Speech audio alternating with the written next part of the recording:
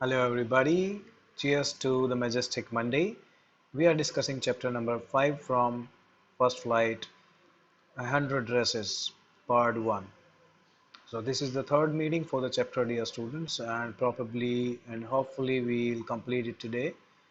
We were discussing it at a point where Maddie was feeling really bad about Vanda Petronsky. She all of a sudden arouses a great deal of sympathy and empathy for Vanda Petronsky, because she was herself more like her, so she could easily put herself in the shoes of Vanda Petronsky.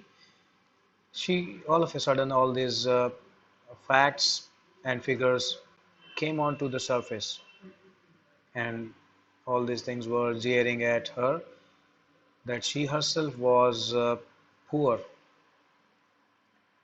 and it is a hardcore fact that she was wearing hand-me-down clothes of Peggy. Though her mothers had added some new trimmings to those to hide it, to dissimulate it, so that no one could recognize it, but she herself knew in the heart of hearts. So now she is feeling sympathetic towards Vanda Petronsky, and she is feeling very sorry and bad for her, and she wished Peggy not to say all these things to her. She wished Peggy not to tease Vanda Petronsky anymore. She also had another apprehension that if not Vanda, she could be their next target. They would tease her. This is where she gets down. There, in the last meeting, we discussed that Madeline had decided to write a note to Peggy. Yes, to ask her to stop all these things because she did not have the courage to say all these things to her face to face. Because she had been, she is feeling bad enough because she had been her assistant uh, in promoting this evil culture, in promoting this mockery at an innocent girl who was feeling all aloof and withdrawn in her new school.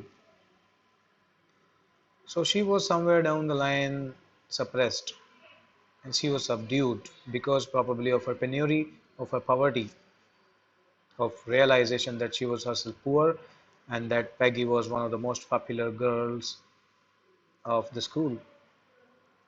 And she always rubbed shoulders with Peggy. She was a sycophant because she also wanted to share that popularity being with the popular girl. She stopped writing letter to Peggy. She could not complete the note and tore it apart into pieces and decided to stay with Peggy for the same apprehension that if not Vanda, she could be their next target. So, and she continues to assist Peggy. Let us see what happens next in the story.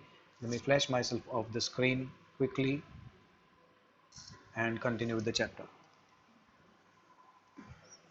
So we read this last. If only Peggy would decide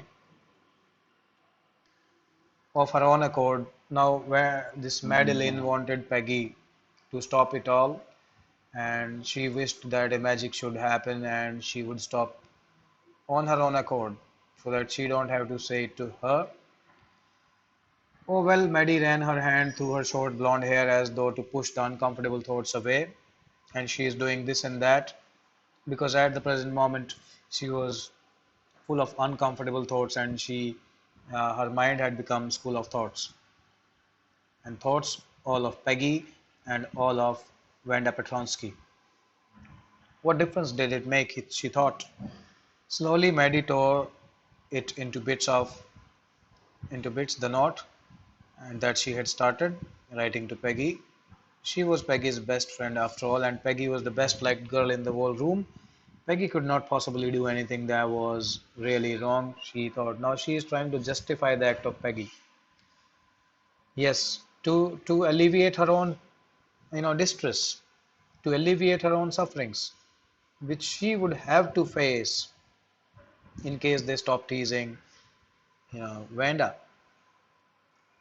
Now, as for Vanda, she was just some girl who lived up on the Boggins Heights.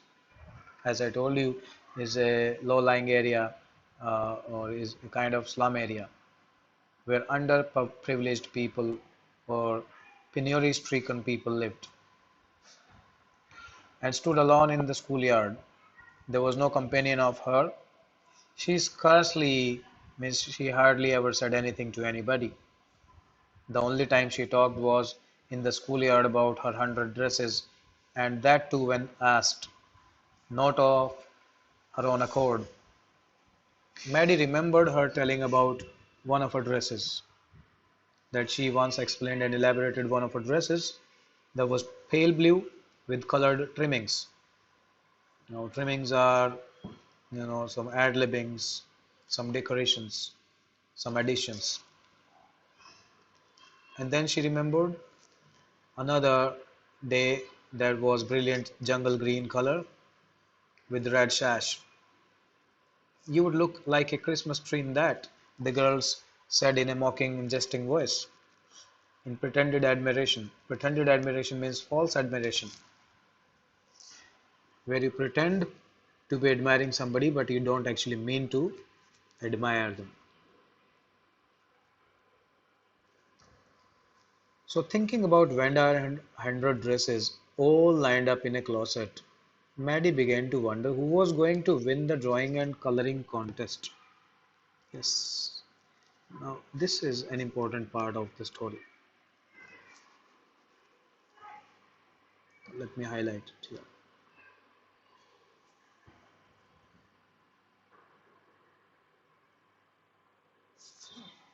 Yes, thinking About Vanda and 100 dresses, now Maddie's thoughts were deflected to the competition that had already been announced in the class.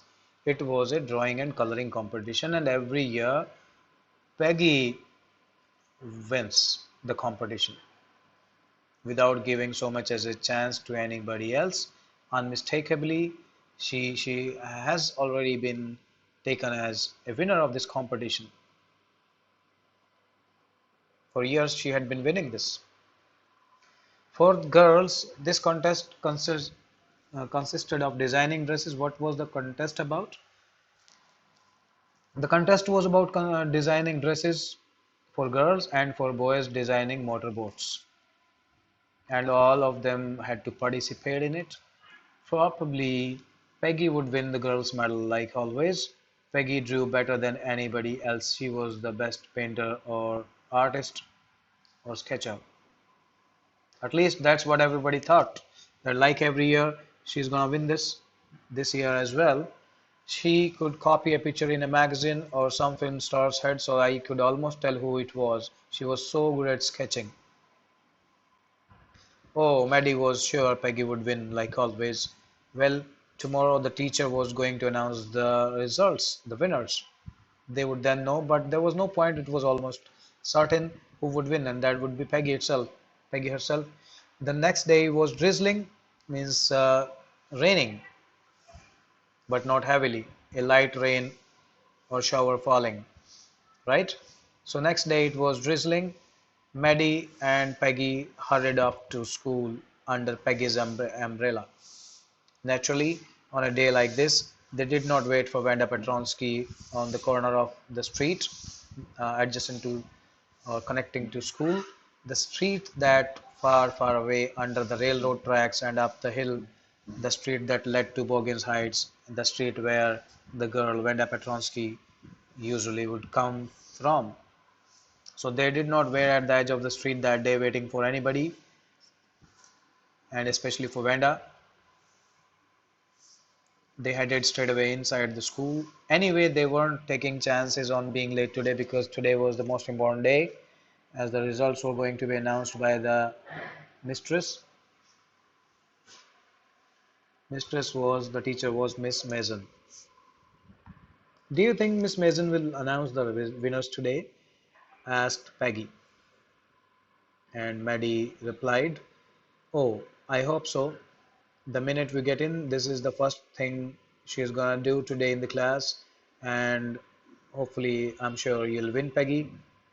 Hope so, said Peggy eagerly, but you know, there is an element of apprehension. There is always a doubt before the results are announced. You cannot be absolutely sure ever. So the minute they entered the classroom, they stopped short and they gasped. Gasping is to be left with your mouth opened in astonishment and surprise, something that is totally unprecedented for you and something that you were not expecting. You know, as soon as they entered the class, they were taken back. Yes, they were taken aback. They got the surprise of their life because there were drawings all over the room on every ledge and windowsill. Ledge is an extended part of a wall, right?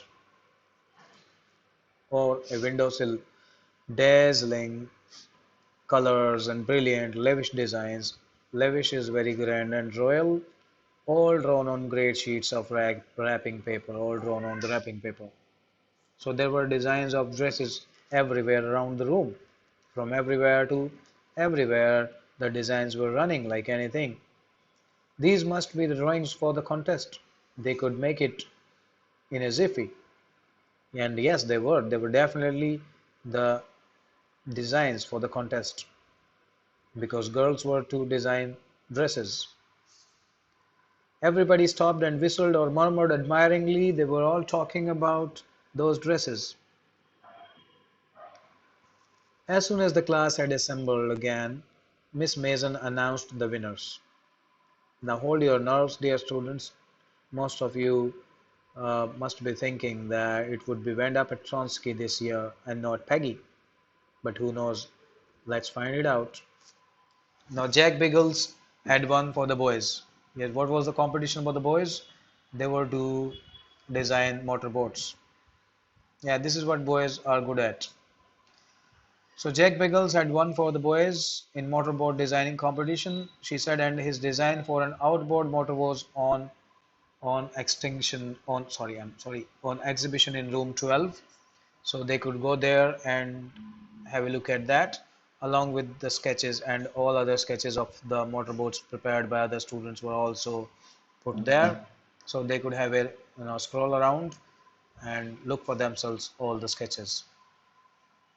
As far as the girls were concerned, she said, although just one or two sketches were submitted by most of you or most of them, but there was one girl, and room number 13 should be proud of that girl. This one girl actually drew 100 designs, and all the designs are different and all the designs are beautiful. In the opinion of judges, any one of the drawings is worthy of winning the prize. You pick any design randomly and that would be the winning design. All were equally good. I'm I'm very happy to say that Vanda Petronsky is the winner of the girls' medal this year, is what the teacher announced. Let me see if we can complete. Yes, this is can easily be completed today. The time or is 13 minutes and something. We can complete it. Unfortunately, Vanda has been absent from school for some days, and even today, in the day of results announcement, she's not here to relish the prize. And Vanda has been absent from school for some days and is not here to receive the applause. Applause means admiration that is due to her, that she deserves. Let us hope she'll be back tomorrow. Now, class, you may file around the room. Now, this is a wonderful expression to roam around, to move around, to knock around. These are all the expressions. So you may file around the room quietly and you can look at all her exquisite designs and drawings. Her means Vanda Petronsky. Exquisite is extremely beautiful and unprecedented and well made. The children, they were all full of admiration for the girl, and they were all feeling sorry for having made fun of the girl without realizing uh, how talented she was and how creative she was. And they judged her wrongly on the basis of her appearance and on the basis of how funny her name was. But the name, there was nothing being funny in the name, it was just different from the rest of them. And she came from a different place, from a different nation. And even the boys were glad, happy to have a chance to stamp on the floor put their fingers in their mouths and whistle. Yes, the rough boys, the naughty ones, they got a chance to savor this little given time, and they were whistling and doing all the mischief, though they were not interested in dresses, but they just got a chance. There is always a group of such students in every class. Look, Peggy, Maddie whispered, said softly, so that it is not audible to the others around. There is that blue one she told us about. That she was not a liar. The times when she told us about her dresses. Isn't this dress really beautiful?